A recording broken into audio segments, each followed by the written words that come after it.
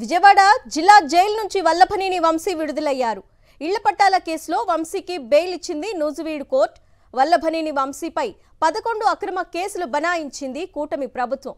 ఫిబ్రవరి 13న హైదరాబాద్లో అరెస్టు చేశారు పోలీసులు. 140 రోజులుగా జైల్లో ఉన్నారు వల్లభనేని వంశీ.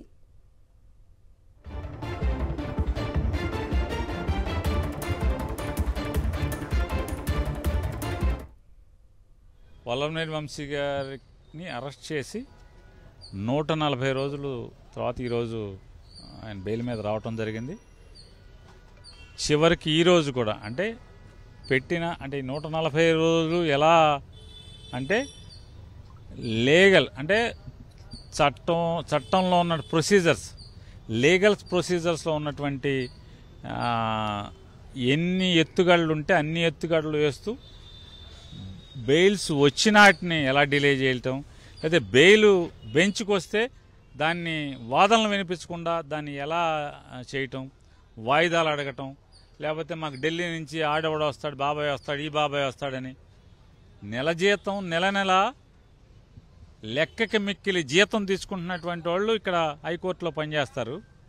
కానీ వీళ్ళు మాత్రం జీతం తీసుకుంటాక పనిచేస్తారు, కానీ వాదిస్తాక మాత్రం ఢిల్లీ బాబాయ్ రావాలంట.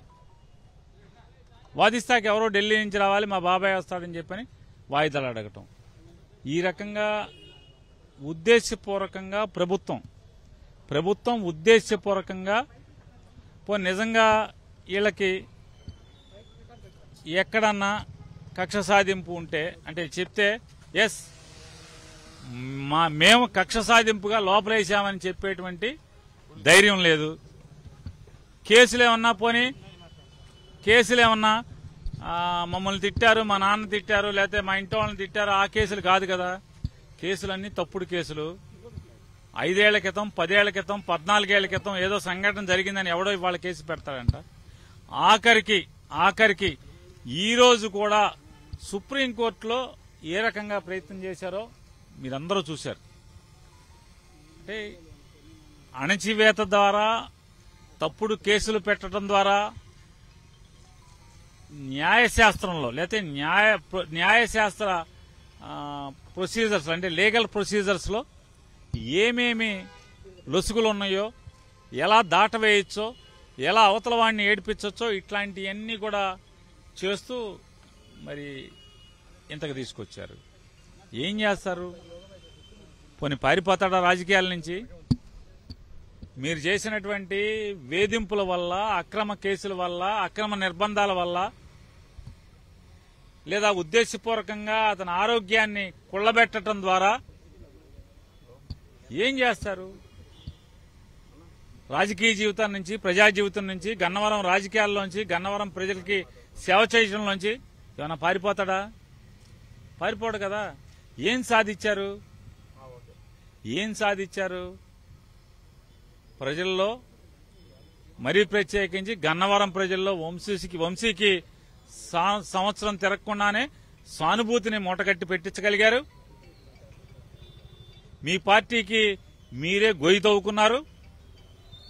మీ రాజకీయానికి మీరే చేతబడి చేసుకున్నారు. ఏం సాధించారా అంటే సునకానందం తప్పితే ఏమి సాధించలేదనేది అల్టిమేట్ గా రేపో మాపో లేదా 4 ఏళ్ల తర్వాత ఖచ్చితంగా ఎవరెవరైతే దీంట్లో పాత్రదారులు ఉన్నారో అందరూ కూడా తెలుసుకుంటారు.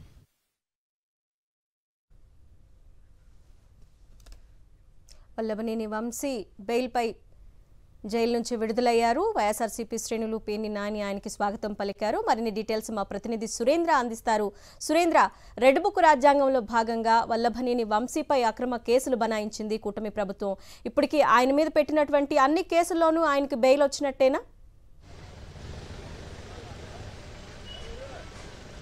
అన్న, పూర్తిగా వల్లభనేని వంశీ మీద కూటమి ప్రభుత్వం పెట్టిన అన్ని కేసుల్లో దాదాపు బెయిల్ వచ్చినట్టే మనం భావించాలి. అయితే నిన్నటి వరకు అంటే దాదాపు ఇప్పటి వరకు 7 కేసుల్లో నిన్నటి వరకు ఉంటే నిన్న 8వ కేసులో కూడా బెయిల్ వచ్చిన పరిస్థితి.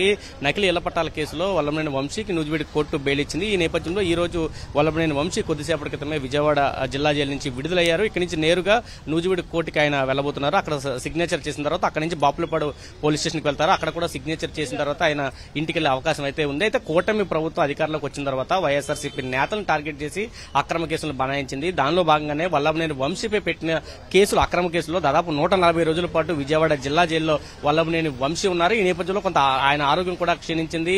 అయితే నిన్న వచ్చిన ఏదైతే నకిలీ ఇళ్ల పట్టాల కేసులో వచ్చిన బెయిల్ ని కూడా అడ్డుకోవడం కోసం ప్రభుత్వం ఒక ప్రయత్నం చేసింది. సుప్రీంకోర్టు వరకు వెళ్లిన పరిస్థితి. సుప్రీంకోర్టు కూడా ముందస్తు బెయిల్ ని రద్దు చేయలేమంటూ కూడా చెప్పిన నేపథ్యంలో ఆయన విడుదల అనివార్యమైంది. ఈ నేపథ్యంలో కూటమి సంబంధించిన నేతలు కూడా తట్టుకోలేకపోయారు. అయితే వల్లభనేని వంశీ బయటకు వస్తున్న నేపథ్యంలో భారీ శ్రేణులు, వైసీపీకి సంబంధించిన శ్రేణులు గానీ, వల్లభనేని వంశీ అనుచరులు గానీ పెద్ద ఎత్తున జిల్లా జైలుకి తరలివచ్చారు. వాళ్ళతో పాటు వల్లభనేని వంశీ భార్య పంకశ్రీ, దాంతోపాటు కృష్ణా జిల్లా వైఎస్ఆర్సీపీ జిల్లా అధ్యక్షుడు పేరు నాని, ఎమ్మెల్సీ తలసిల రఘురాము, అదేవిధంగా పామరు నియోజకవర్గ మాజీ ఎమ్మెల్యే కైలే అనిల్, అదేవిధంగా పెనంలూరు నియోజకవర్గ ఇన్ఛార్జ్ దేవపత్ని చక్రవర్తితో పాటు వివిధ పార్టీకి సంబంధించిన నేతలంతా కూడా ఇక్కడికి వచ్చిన పరిస్థితి కూడా కనిపించింది. అయితే వంశీ విడుదలని పూర్తిగా వాళ్ళంతా కూడా చాలా ఆనందాన్ని వ్యక్తం చేశారు. ఎందుకంటే 140 రోజుల పాటు అనేక ఇబ్బందులు కూటమి ప్రభుత్వం పెట్టింది. ఈ రోజు వల్లభనేని వంశీ బయటకు వచ్చారు. అయితే గన్నవరంలో వల్లభనేని వంశీని లేకుండా చేద్దామన్న కూటమి ప్రయత్నానికి అడ్డంకులు పడ్డాయి.